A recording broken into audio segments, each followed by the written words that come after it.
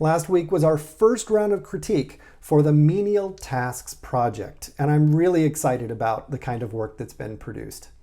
So over the week, we dug into aspects like characteristics and behavior that are specific to people and their self, their individual selves and their identity and how they're made, how they develop as an individual. So in our menial tasks discussion, in our critique, each of you came up with some fascinating menial tasks that I think all have a lot of promise. But then also, I think the discussion was very rich with identifying how aspects can really affect a person's experience. It's different for every menial task, but things like age, for example. A person's age, let's say a person who is a minor or who is 9 years old, who is younger, that experience of being 9 may block them from doing certain activities or may create a real issue for when they would want to use a certain kind of product, service, or system. Condition came up a lot. In many of these projects, a person's condition, whether they are ill or sick, whether their muscles are very, very strong, or other aspects like that, definitely is a factor in experiences.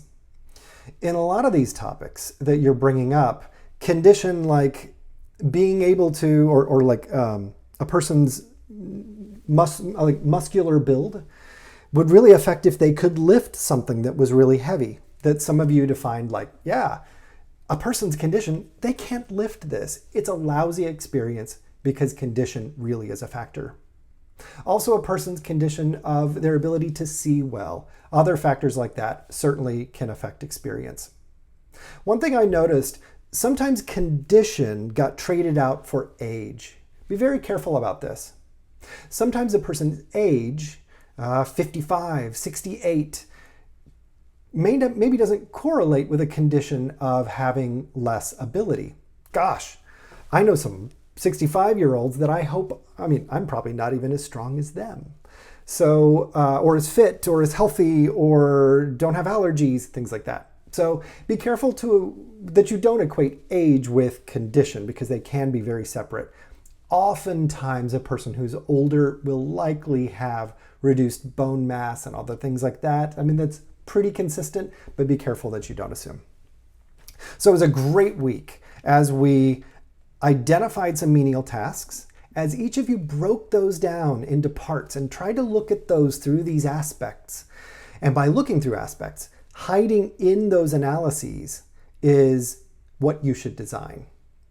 For example, you're like, condition is a problem here. You can't lift this, it's so heavy. It's like, then maybe the design that you're working on is how do we help people who can't lift this have a better experience lifting it?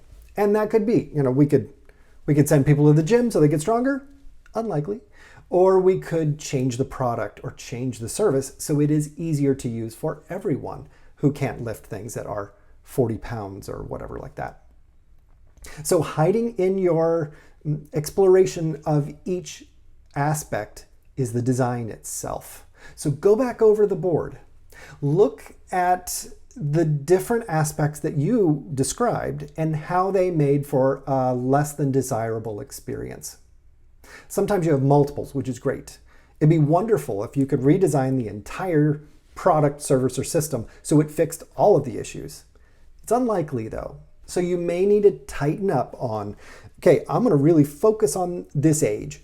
Age is really what makes this experience the worst. So how can I design the product to help people who are this age? Or condition or habits. Like, you know what? A lot of people have this habit when they start using a service, like when they order coffee and they say, I want a venti, and the coffee shop is like, we're not Starbucks. Stop calling it a venti, right? That's the habit of calling it a venti. Then maybe designing a service differently that accommodates for changes or tries to deal with that behavior is the way to go. So what do you make? Look through the aspects. Find the pain points that you already discovered in each of the aspects. See if you can't design a product, service, or system, a redesign or whatever that is, that leverages or deals with multiple aspect kind of pain points. It's okay to only focus on one, but if you do multiples, that's great. You probably won't be able to do them all. Like now I made it so people who can't lift a heavy thing can lift it, and who have a habit of walking in the door the wrong way will be fixed. And then also their age issue, and then also this thing about gender, right? It's gonna be hard to pull that one off. It'd be great if you could. I think it's worth a shot. Okay, I'm gonna stop talking now. Great week. You took a menial task, you broke it down and looked at it through many different perspectives and aspects, and hiding in the way you looked at it and from our critique, there's something you can design there. That's where you start. So for next week, you can say, all right, I have found a problem I really want to deal with, and it has to do with this aspect. What I'm going to make is going to try and fix that, or try to improve the experience for folks who have this condition or this aspect of the experience. All right, looking forward to next week. What a great week in XD Studio.